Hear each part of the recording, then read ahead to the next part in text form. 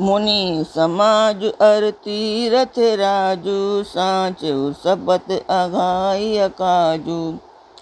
एहि तल जोंक चुकई बनाई, एहि सम अधिक न अग अदमाई। राम ब्रह कर तज तनु झन मंगू, भूप सोच कर कवन प्रसंगू। राम लखन सिय बिनु पग पनहि, करि मुनि वेश फिरहि बन बनहि। नमस्कार व्यूअर्स, और आप सब लोग कैसे हैं? आशा करती हूँ आप सब लोग अच्छे होंगे, स्वस्थ होंगे और मेरा रामचरितमानस का पाठ अवश्य देखते होंगे। तो स्वागत करती हूँ मैं आप सभी का अपने इस कार्यक्रम रामचरितमानस से अयोध्याकांड पाठ में। वो कल तक हमने जाना था कि राजा भगीरथ गंगा जी को लाए, जिन गंगा जी का स्मरण ही समुद्र सुंदर संपूर्ण सुंदर मंगलों की खान है। दशरथ जी के सब गुण समूहों का तो वर्णन ही नहीं किया जा सकता, अधिक क्या जिनकी बराबरी का जगत में कोई भी नहीं है।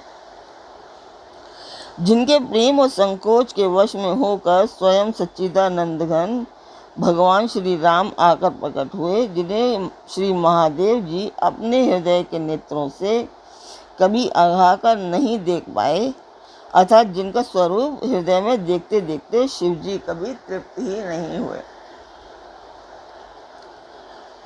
परंतु उनसे भी बढ़कर तुमने कीर्ति रूपी अनुपम चंद्रमा को उत्पन्न किया, जिसमें श्री राम प्रेम ही हिरण के रूप में बसता है। हे तात, तुम व्यर्थ ही हृदय में ग्लानि कर रहे हो, पारस पाकर भी तुम दरिद्रता से डर रहे हो। हे भरत, सुनो, हम झूठ नहीं कहते, हम उदासीन हैं, किसी का पक्ष नहीं करते, तपस्वी हैं, किसी की मुंह देखी नहीं करते, और हम वन में रहते हैं, किसी से कुछ प्रयोजन भी नहीं रखते। सब साधनों का उत्तम फल हमें लक्ष्मण जी, श्री राम जी और सीता जी के दर्शन प्राप्त हुआ। तो आप सब लोगों को पता ही है कि ये पाठ में एक मंदिर के निर्माण हेतु कर रही हूँ। तो आप सब लोग इसमें मेरा सहयोग कीजिए, सब्सक्राइब कीजिए, लाइक एंड शेयर कीजिए और मेरे पाठ को ज़्यादा से ज़्यादा प्यार दीजिए। तो अभी हम अपना पाठ शुरू करते हैं। तेहि भल कर भलु दरस तुम्हारा, सहित पयाग सुभाग हमारा। भरत धन्य तुम जसु जयऊ, कही अस प्रेम मगन मुनि भयऊ। सीता लक्ष्मण जी सहित श्री राम दर्शन रूप उस महान फल का परम फल यह तुम्हारा दर्शन है। प्रयागराज समेत हमारा बड़ा भाग्य है। हे भरत, तुम धन्य हो, तुमने अपने यश से जगत को जीत लिया है। ऐसा कहकर मुनि प्रेम के मगन हो गए। सुनि मुनि बचन सभासद हर्षे, साधु सराहि सुमन सुर बरसे। धन्य धन्य धुनि गगन पयागा, सुन सुन भरत मगन अनुरागा। भरद्वाज मुनि के वचन सुनकर सभासद हर्षित हो गए। साधु साधु कहकर सराहना करते हुए देवताओं ने फूल बरसाए। आकाश में और प्रयागराज में धन्य धन्य की ध्वनि सुन सुनकर भरत जी प्रेम में मगन हो रहे हैं। पुलक गात ही राम सिए, सजल सरोहु नैन। करी प्रणामो मुनि मंडली ही, बोले गदगद बैन। भरत जी का शरीर पुलकित है, हृदय में श्री सीताराम जी हैं और कमल के समान नेत्र जल से भरे हैं। वे मुनियों की मंडली को प्रणाम करके गदगद वचन बोले। मुनि समाज अर तीरथ राजू, साचु सपत अघाई अकाजू। एहि थल जो किछु कई बनाई, एहि सम अधिक न अग अदमाई। मुनियों का समाज है और फिर तीर्थराज है। यहाँ सच्ची सौगंध खाने से भी भरपूर हानि होती है। इस स्थान में यदि कुछ बनाकर कहा जाए तो इसके समान कोई बड़ा पाप और नीचता ना होगी। तुम्हें सर्वज्ञ कहूँ सती भाऊ और अंतर्जामी रघुराऊ। मोहिन मात कर तब कर सोचू नहीं दुख जिए जगु जानी है पहुँचू। मैं सच्चे भाव से कहता हूँ, आप सर्वज्ञ हैं और श्री रघुनाथ जी हृदय के भीतर की जानने वाले हैं। मैं कुछ भी असत्य कहूँगा तो आपसे और उनसे छिपा नहीं रह सकता। मुझे माता कैकेयी की करने का कुछ भी सोच नहीं है और ना मेरे मन में इस बात का कोई दुख है कि जगत मुझे नीच समझेगा। नाहिन डरू बिगारी पर लोकु पितहु मरण कर मोहिन सोकु। सुकृत सुजस भरी भुवन सुहाए लक्ष्मण राम सरिस सुत पाए।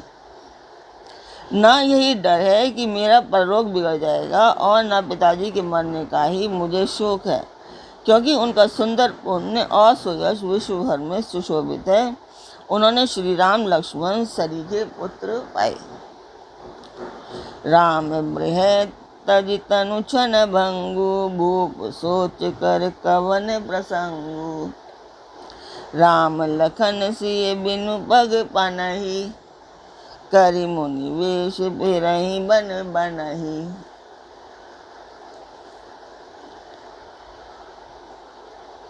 फिर जिन्होंने श्री रामचंद्र जी के विरह में अपने क्षणभंगुर शरीर को त्याग दिया, ऐसे राजा के लिए सोच करने का कौन सा प्रसंग है। सोच इसी बात का है कि श्री राम जी, लक्ष्मण जी और सीता जी पैरों में बिना जूती के मुनियों का वेश बनाए वन वन में फिरते हैं। अजिन बसन फल असन मही शयन डासी कुसपात। बसी तरु तर नित सहत हिम आतप वर्षा बात। ये बलकल वस्त्र पहनते हैं, फलों का भोजन करते हैं, पृथ्वी पर कुश और पत्ते बिछाकर सोते हैं और वृक्षों के नीचे निवास करके नित्य सर्दी, गर्मी, वर्षा और हवा सहते रहते हैं। एहि दुख दादय दिन छाती भूख न बासर नींद न राती। एहि कुरोग कर औषध नाही सो देव सकल विश्व मन माही। इसी दुख की जलन से निरंतर मेरी छाती जलती रहती है। मुझे न दिन में भूख लगती है न रात को नींद आती है। मैंने मन ही मन समस्त विश्व को खोज डाला, पर इस कुरोग की औषधि कहीं पर भी नहीं है। मात कुमत बढ़ई अगमूला ते हमारे हित की न वसूला। कली कुकाट कर की न कुजंत्रु काड़ी अवधि पड़ी कठिन कुमंत्रु। माता का कुमत पापों का मूल बढ़ई है। उसने हमारे हित का वसूला बनाया, उससे कलह रूपी कुकाट का कुयंत्र बनाया और 14 वर्ष की अवधि रूपी कठिन कुमंत्र पढ़कर उस यंत्र को गाड़ दिया। यहाँ वाता का कुविचार बढ़ई है। राजा को राज्य वसूला है, राम का वनवास कुयंत्र है और 14 वर्ष की अवधि कुमंत्र है। तो आप सब लोगों को ये से बताइए कि मैं पार्ट मंदिर के लिए कर रही हूँ, तो उस मंदिर की मैं वीडियो आप लोगों को डाल देती हूँ।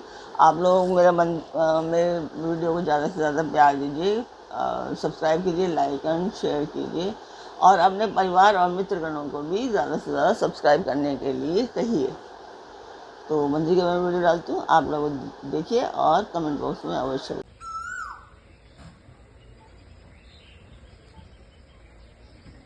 तो मंदिर की वीडियो आपने देखी, आपको कैसा लगा मुझे अवश्य बताएं और एक लाइक तो कीजिए, एक लाइक हमेशा कर दिया कीजिए पार्ट देखने से पहले, इतना तो बनता है। तो चलते हैं अब आगे के पाठ पर। मोहे लगी यहु कुठाट ते ही ठाटा, घाले से सब जग बाहर बाटा। मिटई को जोग राम बिरियाए, बसई अवध नहीं आने उपाए।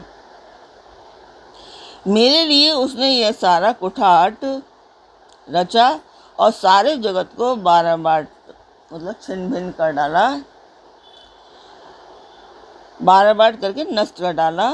यह कुयोग श्री रामचंद्र जी के लौट आने पर ही मिट सकता है और तभी अयोध्या बच सकती है, दूसरे किसी उपाय से नहीं।